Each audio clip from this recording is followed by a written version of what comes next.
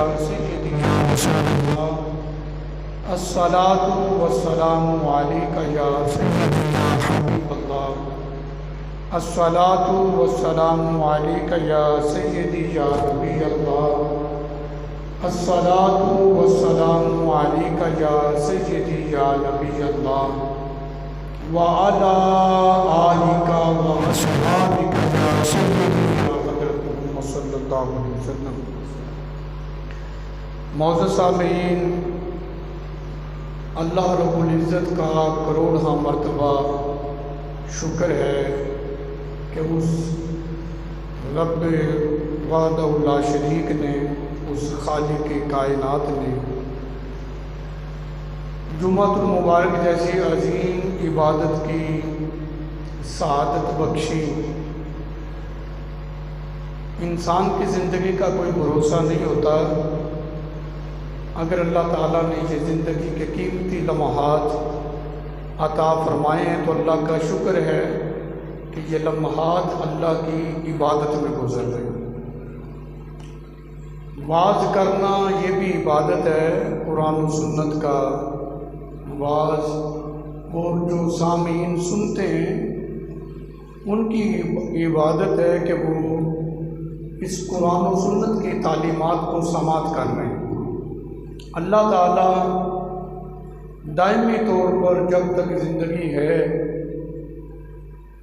कुरान और सुन्नत की तबलीग की तौफीक अता फरमाए और मुसलमानों को समाअत की और दीन सीखने की तौफीक अता फरमाए, और मुझ समेत हम सब मुसलमानों को दायमी तौर पर इस पर अमल की तौफीक अता फरमाए। इंसान जब किसी से वफा करता है, किसी से मोहब्बत करता है, किसी के गुण गाता है, तो एक ये इंसान की फितरत है, वो कभी ना कभी जो है वो उसको नवाज ही देता है कि ये मेरे गुण गाता है, ये मुझसे मोहब्बत करता है, हर जगह मेरा ही जिक्र करता है, मेरा ही नाम लेता है। तो एक वक्त आता है कि वो भी फिर चाहत रखता है। लेकिन ये दुनिया का दस्तूर है, कोई रखता है कोई नहीं भी रखता। लेकिन ये बात ज़हन में रखना कि जब बंदा अपने रब का हो जाता है, रब से मोहब्बत करता है, रब के महबूब से मोहब्बत करता है, अब इसमें ये नहीं है कि अल्लाह और उसके रसूल से हम मोहब्बत करें फिर रब हमसे मोहब्बत ना करें। अल्लाह जिससे मोहब्बत फरमाता है, जब उसके बंदे उससे मोहब्बत करें तो रब भी उसको अपना महबूब बनाता है, उससे मोहब्बत करता है। तो इंसान को चाहिए कि वो अपनी ज़िंदगी जो है इसको इस बात पर सर्फ करे, या तो ज़िंदगी के लम्हात अल्लाह की मोहब्बत में गुजरे या रसूलुल्लाह सल्लल्लाहु अलैहि वसल्लम की मोहब्बत में गुजरे। इससे कामयाब ज़िंदगी कोई नहीं है। अल्लाह की मोहब्बत का तकाजा क्या है? ज़बानी कलामी मोहब्बत का जो दावा होता है, सिर्फ इसी से मोहब्बत नहीं होती, इजहार मोहब्बत होना चाहिए, मोहब्बत के तकाज़ों को पूरा करना चाहिए। बंदा कहे जी मैं तुझसे मोहब्बत करता हूँ, और ये अच्छी मोहब्बत है कि उसको फिर नुकसान भी पहुँचा रहा है। जहाँ मोहब्बत की जाए उसे फिर नुकसान नहीं पहुँचने दिया जाता। ना इंसान खुद नुकसान पहुँचाता है, ना किसी नुकसान को उसके करीब आने देता है। मोहब्बत का तकाजा ये होता है कि जिससे मोहब्बत की जाए उसकी हर हर अदा को अपनाए, उसकी हर हर बात को माने, उसकी हर हर जिस चीज़ को वो नापसंद करता है उसको छोड़ दे।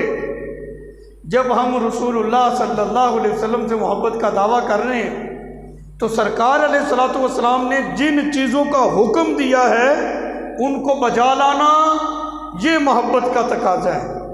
जिन जिन चीज़ों से रसूलुल्लाह सल्लल्लाहु अलैहि वसल्लम ने अपने उम्मतियों को मना किया है, रोका है, ان سے رک جانا یہ محبت کا تقاضا ہے۔ تو ہم یہ کام کریں۔ اللہ تعالیٰ نے جن جن سے محبت کی ہے پھر ان کی یادوں کو تازہ رکھا ہے۔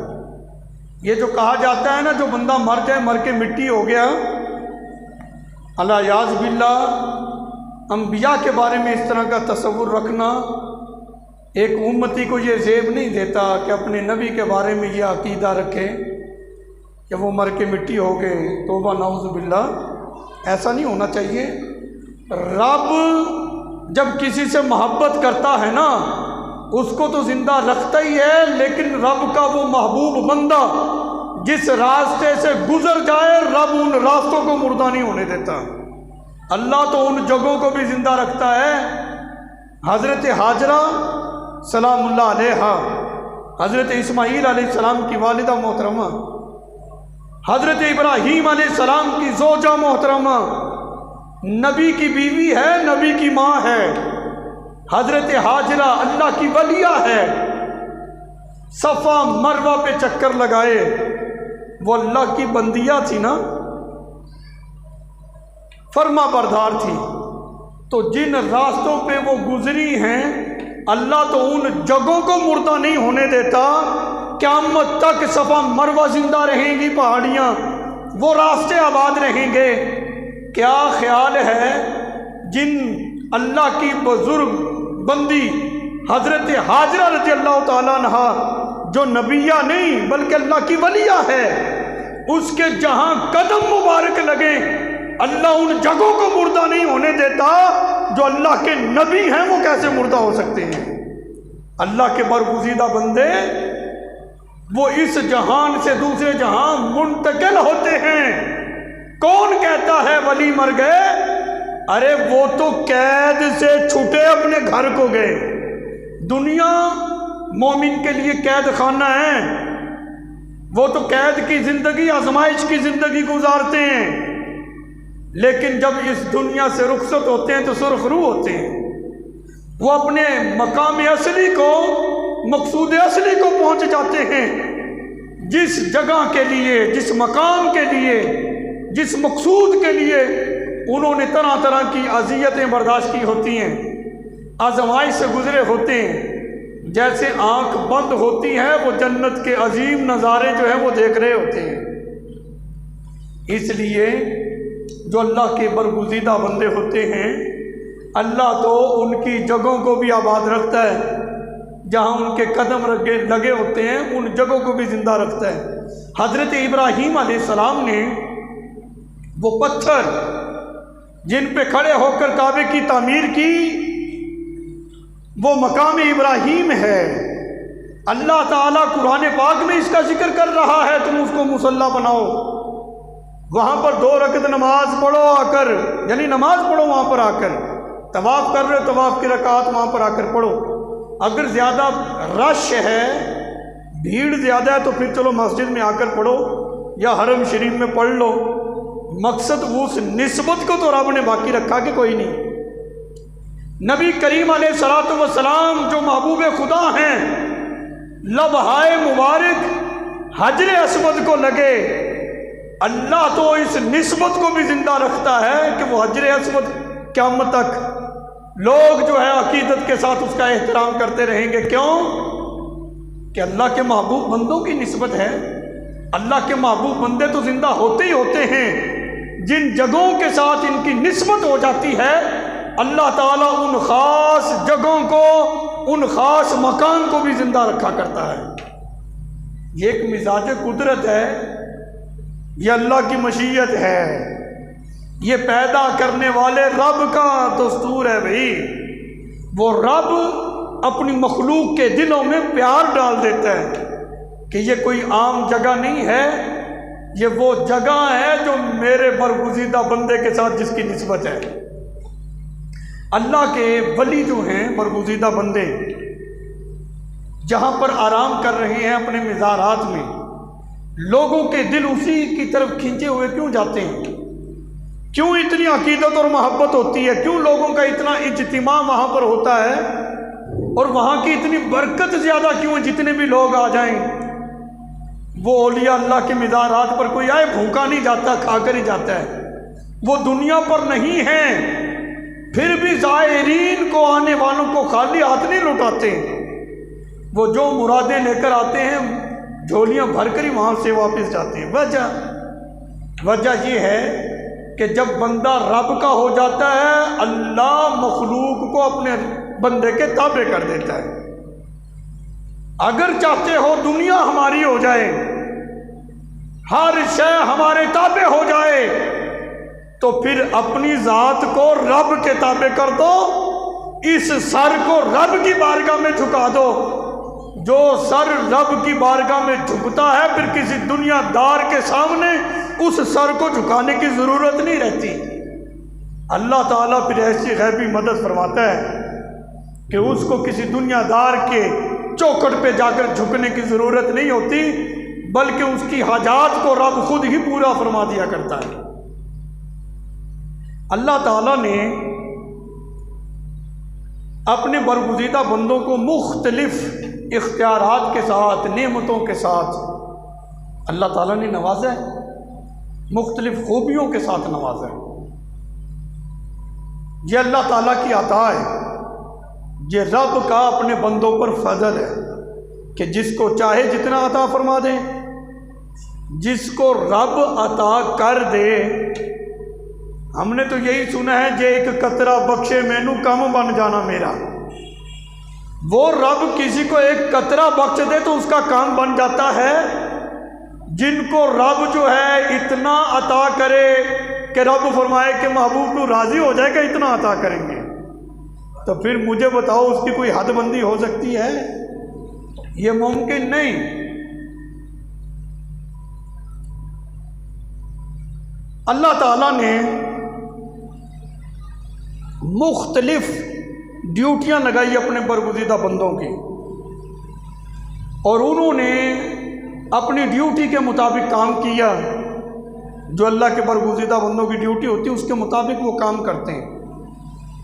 جب وہ اپنی ڈیوٹی کو پورا کر لیتے ہیں، ہم نے تو یہ ایک دنیاوی مزاج دیکھا ہے، انسان جتنا بھی ظالم ہو، فاجر ہو، فاسق ہو، جب وہ اپنے ہاں کسی کو ملازم رکھتا ہے، جو سیلری مقرر ہوتی ہے وہ مہینہ مکمل ہونے کے بعد اس کے ہاتھ میں تھماتا ہے، اس کو دیتا ہے۔ اللہ تعالیٰ نے بھی اپنے دین کے کاموں کے لیے اپنے برگزیدہ بندوں کی ڈیوٹیاں لگا رکھی ہیں۔ مختلف کاموں پر اللہ کے مختلف برگزیدہ بندے جو ہیں وہ مامور ہیں، وہ کام کر رہے ہیں۔ کیا خیال ہے جب بندہ اپنی ڈیوٹی پوری کر لے، کیا رب کسی کا حق رکھتا ہے؟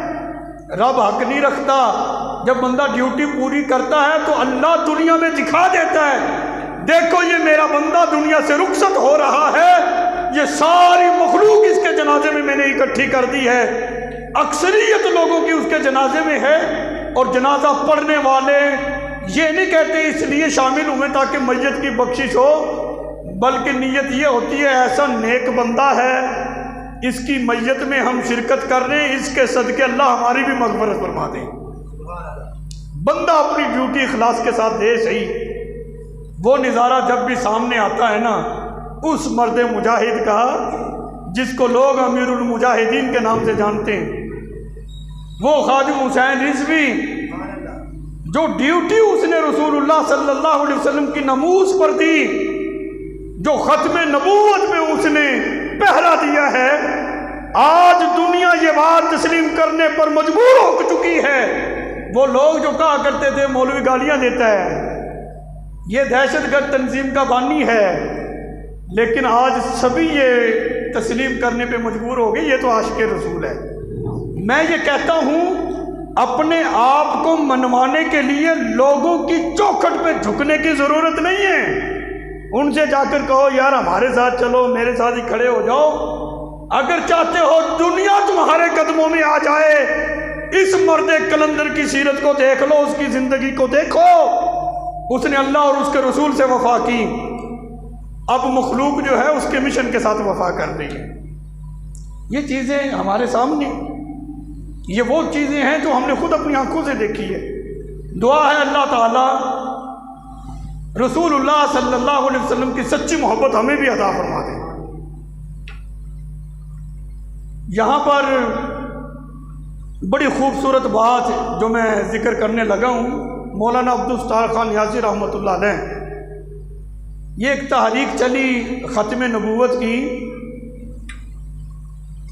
مولانا عبدالستار خان نیازی رحمۃ اللہ علیہ گرفتار ہو گئے۔ یہ نورانی صاحب کے دور کی بات کر رہا ہوں۔ علماء حق ہر وقت میں ہوتے ہیں، وہ اپنی ڈیوٹیاں پوری کرتے ہیں۔ ان کو جیل ہو گئی۔ جیل ہونے کے بعد کال کوٹری میں بند کر دیا کسی صحافی نے۔ پہلے سزائے موت ہوئی، پھر عمر قید ہوئی، پھر عمر قید سے وہ سلسلہ تبدیل ہوا، رہائی ہو گئی۔ بات بڑی لطف کی ہے۔ ایک صحافی نے سوال کیا، بتائیں آپ کی عمر کتنی ہے؟ ماشاءاللہ بڑا قد کاٹ تھا ان کا، بڑی جان جسم، بڑے خوبصورت تھے۔ فرمانے لگے میری عمر 3 دن ہے، 3 دن 3 راتیں۔ کہنے لگے مذاق تو نہ کرو، اتنے اونچے لمبے انسان ہو، 3 دن تمہاری عمر ہے؟ فرمانے لگے ہاں، جو 3 دن 3 راتیں میں نے رسول اللہ صلی اللہ علیہ وسلم کی ختم نبوت پہ پہرا دیتے ہوئے کال کوٹری میں گزاری ہے، یہی میری زندگی، یہی میری عمر ہے، اس کے علاوہ عمر ہی کوئی نہیں ہے۔ یعنی جنہیں سمجھ آ جائے نا جی، جن کو سمجھ لگ جائے تو پھر وہ زندگی کا معیار اسی کو سمجھتے ہیں کہ جو گھڑیاں اللہ اور اس کے رسول کی مخصوص عبادت میں گزری ہے وہاں ہماری عمر وہی ہے، اس کے علاوہ کوئی نہیں ہے۔ مولانا شفیع اکاڑوی صاحب رحمۃ اللہ علیہ، ان کے نام سے تو آپ سب واقف ہوں گے۔ ان کو جیل ہوگی، ان کا بیٹا فوت ہو گیا۔ اللہ آج دن بھی بڑا حسین ہے، دل کر رہا ہے کہ ان عاشقوں کا تذکرہ ہو۔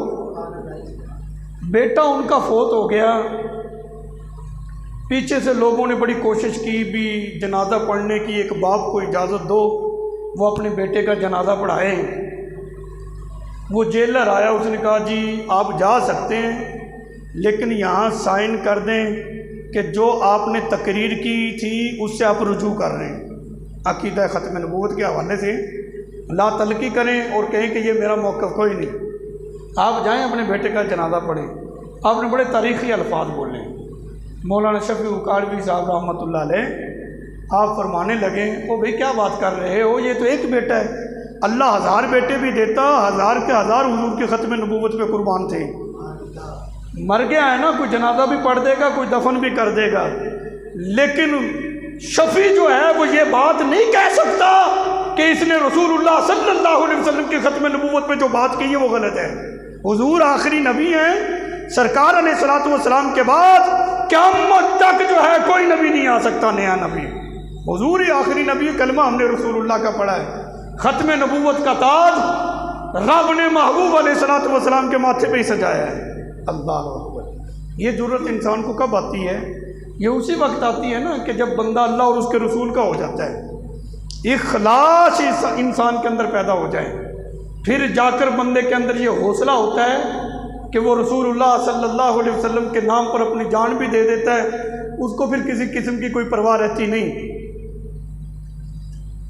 ممتاز حسین قادری، اس کو کس نے جاننا تھا؟ بڑے لوگ اس طرح کے آئے اور دنیا سے گئے، ان کی قبروں کے نشان ہی ختم ہو گئے۔ اب دنیا کیوں اس کو یاد کرتی ہے؟ کانسٹیبل ہی تھا، کیوں اتنا اس کا چرچا ہے، کیوں لوگ اس کو اتنا یاد کر رہے ہیں؟ وجہ یہ تھی کہ ایک گستاخ تھا سلمان تاثیر، اس نے رسول اللہ صلی اللہ علیہ وسلم کی ناموس کا جو قانون ہے 295 اس کے بارے میں بڑے گھٹیا نازیبہ کلمات کہے۔ میں اپنی زبان پہ وہ الفاظ لانا نہیں چاہتا، شاید آپ لوگوں کو پتہ ہوں گے، وہ سوشل میڈیا سے جو لوگ ٹچ ہیں، اس وقت یہ بڑا مسئلہ بنا تھا، اس نے گستاخی کی۔ یہ کانسٹیبل تھا، یہ اس کا لگ گیا سیکیورٹی گارڈ، اس نے اسی کو واصل جہنم کر دیا، گرفتاری دے دی۔ انہوں نے کہا میری زندگی کا مقصد پورا ہو گیا، میں نے رسول اللہ صلی اللہ علیہ وسلم کے گستاخ کو واصل جہنم کر دیا۔ لو اس نے یہ کام کیا، جیل ہو گئی، جیل میں رہا جتنے بھی سال، بالآخر حکومت نے اس کو پھانسی چڑھایا۔ اب بات جو میں یہاں پر کرنا چاہتا ہوں نا، یہ بڑی قابل غور ہے، توجہ طلب ہے ہے کانسٹیبل تھا، کوئی عالم دین نہیں تھا، کوئی شیخ الحدیث نہیں تھا، کوئی محدث نہیں تھا، کچھ بھی نہیں تھا، کانسٹیبل ایک عام انسان کی طرح، ایک عام شہری کی طرح۔ لیکن کیا وجہ ہے کہ سارے لوگ جو ہیں اب اس کی عظمت کو، اس کی جرأت کو سلام کر رہے ہیں؟ وجہ کیا ہے کہ اس نے جان رسول اللہ صلی اللہ علیہ وسلم کے نام پہ دی ہے، حضور کی عزت پہ دی ہے۔ تو اب مقام اور مرتبہ اتنا بلند ہو گیا ہے کہ لوگ اس کے مزار پر حاضری دینا بھی اپنی سعادت سمجھتے ہیں۔ غازی علم الدین شہید رحمۃ اللہ علیہ، اس نے کیا کیا تھا؟ وہ تو ناظرہ قرآن بھی نہیں پڑھا ہوا تھا۔ راجپال کو اس نے واصل جہنم کیا نا، اس نے گستاخی کی، اس کو جیل ہو گئی۔ جب چونکہ انگریز کی حکومت تھی، میاں والی جیل میں لے گئے۔ پیر سید جماعت علی شاہ صاحب بہت بڑے بزرگ سید زادے تھے، اس سے میاں والی جیل میں ملنے گئے، ملاقات کرنے کے لیے گئے۔ یہ بڑی محبت والی بات ہے، یہ بڑی دل پہ اثر کرتی ہے۔ میاں والی جیل میں اس سے ملنے گئے ملاقات کے لیے۔ پیر سید جماعت علی شاہ صاحب فرمانے لگے، علم الدین کوئی بات سنا۔ علم الدین کہنے لگے بھی جو بھی میرے پاس آتا مجھے کہتا کوئی گل سناؤ۔ وہ پنجابی بولتے تھے، اسے اردو بھی نہیں آتی تھی علم الدین کو، اتنا سادہ نوجوان تھا وہ، ہلکی سی عمر تھی اس کی۔ کہنے لگا پیر جی تسے ہی کوئی گل سناؤ۔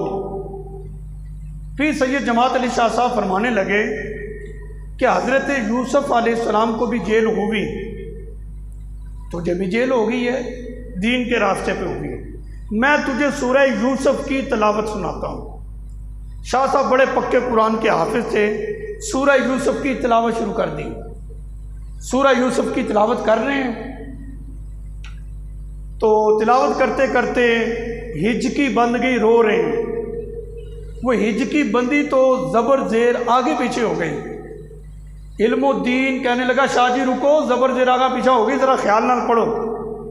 شاہ صاحب فرمانے لگے مجھے بڑی حیرانگی ہوئی، یہ تو ناظرہ قرآن بھی نہیں پڑھا ہوا ہے، اس نے تو قاعدہ ہی نہیں پڑھا، اس کو کیسے پتہ چل گیا کہ زبر زیر آگے پیچھے ہو گئی ہے؟ شاہ صاحب فرماتے میں نے تلاوت روکی، میں نے کہا علم الدین سچ بتا، تو ناظرہ نہیں پڑھا ہوا، تجھے کیسے پتہ چل گیا زبر زیر آگے پیچھے ہو گئی ہے؟ علم الدین فرمانے لگے شاہ جی تساں قرآن پھٹیاں تے بہ کے پڑھے ہے، مینوں رسول اللہ میاں والی جیل سے قرآن پڑھا گئے نے۔ تو صلہ میں کہہ رہا تھا نا کہ یہ جو محبت کا صلہ ہوتا ہے نا، جو محبت بندہ اللہ اور اس کے رسول سے کرتا ہے، اس کا صلہ اللہ اور اس کا رسول ضرور عطا فرماتے ہیں۔ یہ دنیا داری ہے، جہاں بندہ اپنی زندگی بھی کسی کے پیچھے صرف کر دے نا جی، صلہ نہ ملے ممکن ہے، لیکن رسول اللہ صلی اللہ علیہ وسلم سے وفا کر کے دیکھو، حضور علیہ الصلوۃ والسلام سے محبت کر کے دیکھو، پھر دیکھنا۔ غازی علم الدین شہید رحمۃ اللہ علیہ نے حضور سے محبت کی، محبت کا صلہ دیکھنا مزہ آ جائے گا۔ جیل میں بند ہے، میاں والی جیل میں، الارم بج گیا، ایمرجنسی نافذ ہو گئی، علم الدین کہاں چلا گیا؟ بابا نواب الدین پہرے دار تھا جیل کا، کہتا ابھی تھا، چلا کہاں گیا؟ بڑی افراتفری مچی، جیسے لوگ جمع ہوئے دیکھا علم الدین ایک کونے میں بیٹھا ہے۔ کہنے لگے نواب الدین تجھے مغالطہ لگا ہے، یہ تو یہیں پہ بیٹھا ہے، تیری بات ہم کیسے مان لیں کہ یہ یہاں پہ تھا ہی نہیں؟ نہ تو دیوار پھٹی ہے، نہ جیل کا تالا ٹوٹا ہے، نہ کوئی سوراخ ہوا ہے، یہ چلا کیسے گیا، آ کیسے گیا؟ کہتے بات رفع دفع ہو گئی، ختم ہو گئی، سب چلے گئے۔ بابا نواب الدین کہنے لگا میں نے علم الدین سے کہا قریب آ کے، علم الدین بات یہ ہے کہ تو گیا ہے اور تو آ بھی گیا ہے، تجھے اس نبی کی قسم ہے جس کی عزت پہ تو پہرا دیتے ہوئے یہاں تک پہنچ گیا ہے، سچ بتا تو کہاں گیا تھا؟ اللہ اکبر۔ علم الدین کہتے کہ جب مجھے میرے نبی کی عزت کی قسم دی گئی نا تو اب وہ راز نہ رہا۔ میں نے کہا کہ مولا علی پاک تشریف لائے تھے، فرما رہے تھے رسول اللہ اپنی کچہری میں تجھے یاد کر رہے ہیں، چل چل۔ میں چلا گیا تھا، وہاں حاضر ہوا، پھر اجازت ملی تو آ گیا۔ یعنی محبت کا آپ صلہ چیک کر لیں کہ رسول اللہ صلی اللہ علیہ وسلم کی عزت پہ پیرا دیا، حضور سے محبت کی، صلہ یہ ہے کہ مولا علی پاک لینے کے لیے آئے، لے کر گئے اور واپس پہنچا بھی وہاں پر دیا ہے، نہ سراغ ہوا، کوئی شے نہیں ہوئی۔ یہ جدید دور ہے، سائنسی دور ہے۔ سائنس کے دور میں کوئی بندہ بھی اس طرح کی بات ماننے کے لیے تیار نہیں ہوتا، کہتے ٹھیک ہے کتابوں میں لکھی ہوگی، یہ تمہارا اپنا ذوق ہے، کسی دیوانے مستانے نے لکھ دیا، حقیقت کیسے ہو سکتی ہے؟ اتنی موٹی دیوار، لوہے کی سلاخیں، چلے کیسے گئے، آ کیسے گئے؟ انسان ایک جسم ہے، جسم کو گزرنے کے لیے، آنے کے لیے، جانے کے لیے راستہ ہونا چاہیے۔ بغیر راستے کے علم الدین کیسے چلا گیا، کیسے آ گیا، یہ ممکن کوئی نہیں۔ میں نے کہا دیکھو، اللہ تعالیٰ نے انسان کی آنکھ میں کتنا نور رکھا ہے۔ ریت کا ذرہ ہوتا ہے نا، ریت کا ذرہ، اس کے آپ 100 حصے کریں، بعض نے 1000 حصے لکھیں، اس کا ایک حصہ نور کا انسان کی آنکھ میں ہے۔ ہماری آنکھ کو کوئی راستے کی ضرورت ہے گزرنے کے لیے؟ یہ شیشہ لگا ہوا ہے نا جی، یہ بند ہو جائے، آپ دیکھیں، آپ شیشے کے پار دیکھ لیں گے کہ کوئی نہیں؟ دیکھ لیں گے نا۔ بتاؤ شیشے میں کوئی سوراخ ہوا، کوئی تریڑ ہوئی ہے، کوئی راستہ بنا ہے؟ تو جس آنکھ میں معمولی سا نور ہے، اس کو گزرنے کے لیے راستے کی ضرورت نہیں، یہ چلا بھی جاتا ہے، واپس بھی آ جاتا ہے۔ تو جب بندہ اللہ اور اس کے رسول کا ہو جاتا ہے، رب پھر اس بندے کو اپنی محبت کا ایسا نور عطا فرماتا ہے، اس کو بھی جانے کے لیے راستے کی ضرورت نہیں ہوتی، آنے کے لیے بھی راستے کی ضرورت نہیں ہوتی۔ جب چاہتا ہے چلا جاتا ہے، جب چاہتا ہے واپس آ جاتا ہے۔ یہ اس بندے کی، اس عاشق کی بات کر رہا ہوں جس نے ناظرہ قرآن بھی نہیں پڑھا تھا۔ آج ہم نے کسی استاد سے پڑھا ہے نا، وہ بھی بشر ہے، وہ بھی انسان ہے، اس میں بھی غلطیاں کوتاہیاں ہوں گی، اس کی بھی کبھی نماز قضا ہوئی ہوگی، ممکن ہے نا جی۔ لیکن جب وفا کی ہے تو محبت کا صلہ یہ ملا کہ سرکار نے خود قرآن پڑھا دی ہے۔ تو انسان کو چاہیے کہ جتنے دنیاوی رشتے ہیں، دنیاوی معاملات ہیں، جہاں بھی محبت کرو اللہ اور اس کے رسول کی رضا میں کرو۔ کیا ہم اس سے محبت اس لیے کر رہے ہیں؟ اسلامی تعلیمات، اسلامی نقطہ یہ ہے کہ ہم نے اسے محبت کرنی ہے۔ ہمارا دین ہمیں یہ سبق دے رہا، قوت کا، بھائی چارے کا، محبت کا یہ درس اسلام ہمیں دے رہا ہے۔ تو عمل انسان کے لیے آسان ہو جاتا ہے۔ اگر باعمل بننا چاہتے ہو، اس کے لیے بہترین نسخہ یہ ہے کہ آپ سب سے پہلے جو ہے محبت کو اپنے سینے میں راسخ کر لو۔ جب محبت آ جاتی ہے تو پھر بڑے بڑے کام بھی انسان کے لیے آسان ہو جاتے ہیں۔ پھانسی کے پھندے پہ چڑھنا آسان ہو جاتا ہے۔ یہ محبت تو ایسی چیز ہے۔ ایک صحابی تھے، مسیلمہ کذاب کے پاس گئے، سرکار علیہ الصلوۃ والسلام نے اس کے خط کا جواب دیا۔ اس نے کہا مسیلمہ کذاب جھوٹا نبوت کا دعوے دار، آخری بات، ٹائم ہو گیا کہ بھی ایسا کرو شہر کے آپ نبی بن جاؤ، دیہات گاؤں کا میں نبی بنتا ہوں، موقع مکا کر لیتے ہیں۔ سرکار نے فرمایا اللہ کا نبی تو میں ہوں، تو کذاب ہے، جھوٹا ہے۔ اپنے غلام سے کہا ابھی کون لے کر جائے گا یہ خط؟ حضور کا غلام کھڑا ہوا کہتا میں لے جاتا ہوں۔ لے کر گئے تو جو بڑے لوگ ہوتے ہیں وہ خود نہیں پڑھتے، انہوں نے لوگ رکھے ہوتے کہ پڑھ کر سناؤ۔ جب پڑھا گیا نا بھی حضور نے فرمایا میں اللہ کا نبی، تو کذاب ہے، جھوٹا ہے۔ وہ غصے میں آ گیا مسیلمہ، کہنے لگا بھی تو بتا تیرا کیا ارادہ ہے حضور کے غلام سے؟ فرمایا ارادہ کیا پوچھتا ہے، اللہ کے نبی تو حضور ہیں، تو جھوٹا ہے۔ اس نے بازو ادھر سے کاٹا، ادھر سے کاٹا، یہ ٹکڑے ہو رہے ہیں، یہ آسان بات ہے کرنا، میں کر رہا ہوں یہ آسان ہے، آپ سن رہے ہیں یہ آسان ہے، عملی طور پر یہ بات بہت مشکل ہے۔ ہاتھ کٹا ہوا زمین پہ پڑا ہے، خون کے فوارے چل رہے ہیں۔ اس نے پوچھا ہاں بھائی؟ اس نے کہا اللہ کے رسول تو حضور ہیں، تو کیا ہے؟ تو کچھ بھی نہیں ہے۔ اس نے پھر ادھر سے کاٹا، یوں ٹکڑے، جسم کے ٹکڑے ہوتے ہوئے برداشت کر لیے۔ یہ ساری چیزیں آسان کیوں ہوئی؟ اس لیے کہ وہ حضور سے محبت کرتے تھے۔ اگر اب اپنے دل پہ ہاتھ رکھ کے صرف یہ مجھے جواب دینا ہے، یہ آج کے جمعے کا خطبے کا ایک میسج ہے، اگر ہم واقعی حضور سے محبت کرتے ہیں تو حضور کی محبت میں یہ 5 وقت کی نماز ہمیں قبول کیوں نہیں ہے؟ یہ بستر کی گرمی، یہ بستر کی راحت، اس کی اوقات کیا ہے جو ہمیں مسجد سے روکے؟ یہ ہمارے زندگی کے معاملات، یہ ہمارا کاروبار، یہ ہماری دکان، ان چیزوں کی اوقات کیا رہ جاتی ہے جب بندہ رسول اللہ سے محبت کرنے والا ہو پھر 5 وقت آ کے رب کی بارگاہ میں اپنا سر نہ جھکائے؟ مطلب یہ ہے کہ دعوے محبت میں جھوٹا ہے۔ محبت اگر ہے تو اس کی عملی تصویر ظاہر ہونی چاہیے نا جی۔ بندہ اپنے رب کے احکامات پہ پورا اترے، سودی لوازمات، سودی کاروبار سے دور رہے، اپنے چھوٹوں کے حق کو نہ مارے، چھوٹے بڑے کا احترام کرے۔ دین کے سارے معاملات اگر آسانی کے ساتھ اس پر عمل کرنا چاہتے ہو، پہلے محبت کو اپنے اندر زندہ کرو۔ اور محبت پیدا کرنے کا بہترین طریقہ یہ ہے کہ جس کا کثرت سے ذکر کیا جائے اس کی محبت دل میں آ جاتی ہے۔ گھروں میں ایک ماحول بناؤ، میں نے پہلے بھی درخواست کی تھی، ایک وقت ہی صحیح، 10 منٹ صحیح، 5 منٹ صحیح، کچھ گٹھلیاں رکھو، تسبیحیں رکھو، اپنے بچوں کو بٹھاؤ، 2 ہیں 4 ہیں 5 ہیں، بچوں یہ 10 منٹ ہم نے کچھ نہیں کرنا، حضور کی ذات پہ درود پڑھنا ہے بس۔ یہ 5-10 دن میں دیکھ لینا اس کا رزلٹ کیا ہوگا۔ اللہ تعالیٰ مجھ سمیت ہم سب کو دائمی عمل کی توفیق عطا فرمائے۔ جنہوں نے